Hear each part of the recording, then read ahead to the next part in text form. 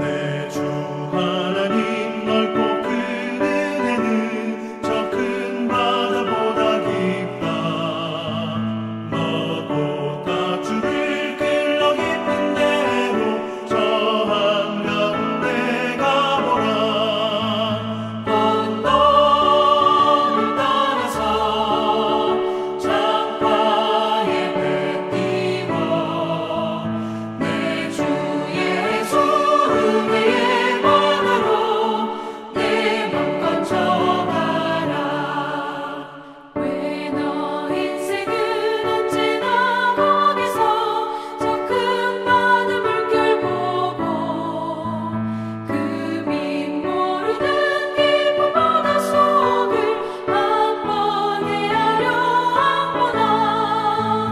언덕을 따라서 창가에 배 띄워 내 주 예수 은혜의 바다로 내 맘 건져가라.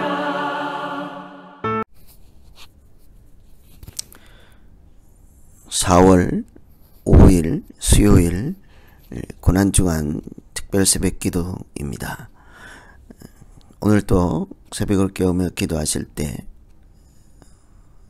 십자가의 길에 동참하며 그 은혜를 감사로 같이 기억하고 기도하며 살아가는 복된 날 되기를 기원합니다. 오늘 같이 기도하실 말씀은 마가복음 14장 3절에서 9절입니다.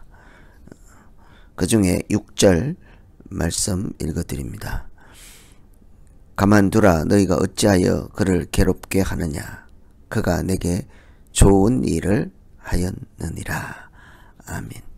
예수님께서 예루살렘 성에 들어가신 후에 가장 먼저 찾아간 곳은 성전이었습니다.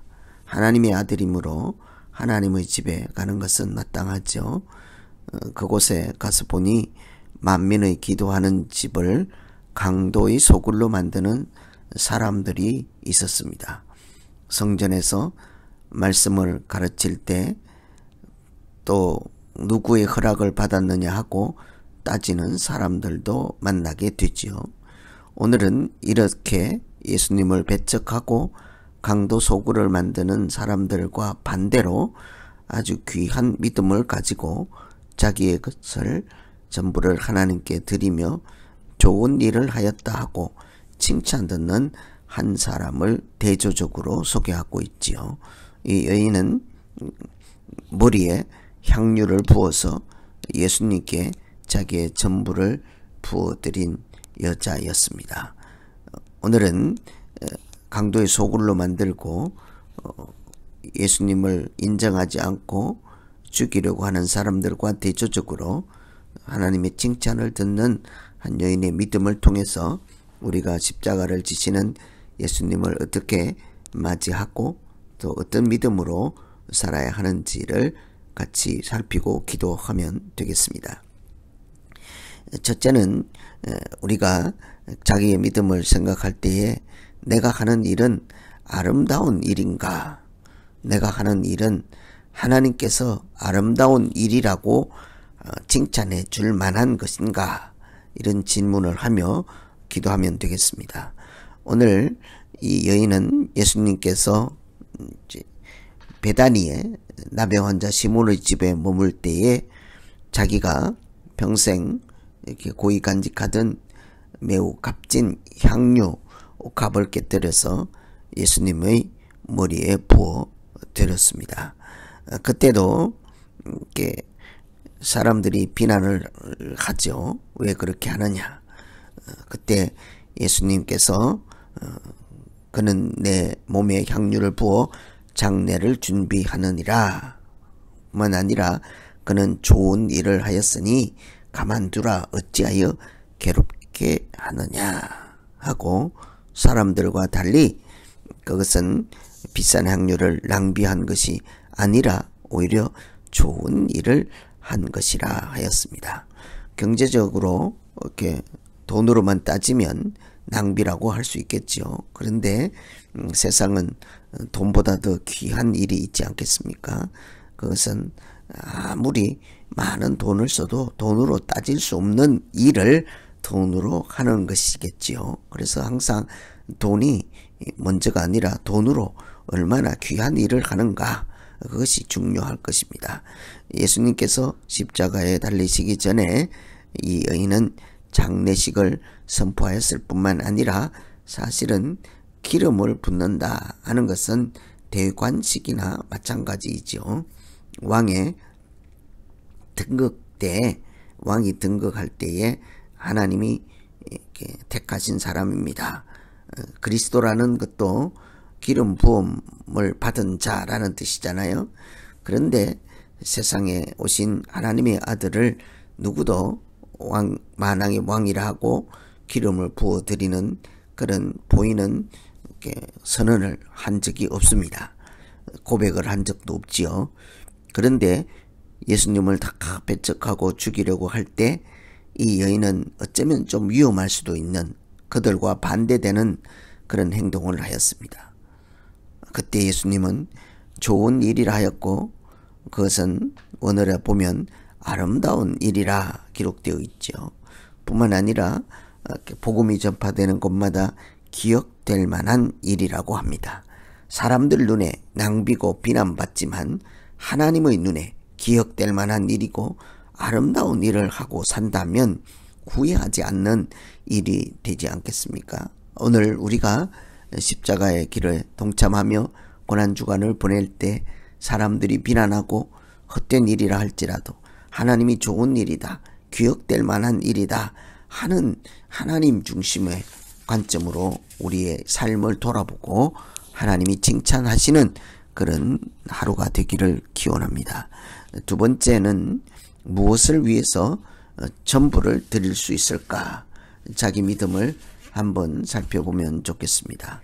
이 여인이 드린 300데나리온 정도 값이 나가는 향유 옥합, 이것은 사실은 1년치 한 사람이 노동을 해서 번 소득 전부를 한 번에 사용하였다. 아주 대단한 결단이라고 할 수 있는 것입니다.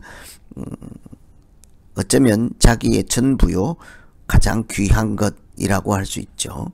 이것을 한 가지 일에 사용한다는 것은 대단한 결단과 믿음 없이는 불가능한 예사로운 일이 아니라 할 수 있겠습니다. 당시의 여인들은 결혼 준비를 위해서 평생 모아두는 것이 향유 한 옥합이라고 하죠.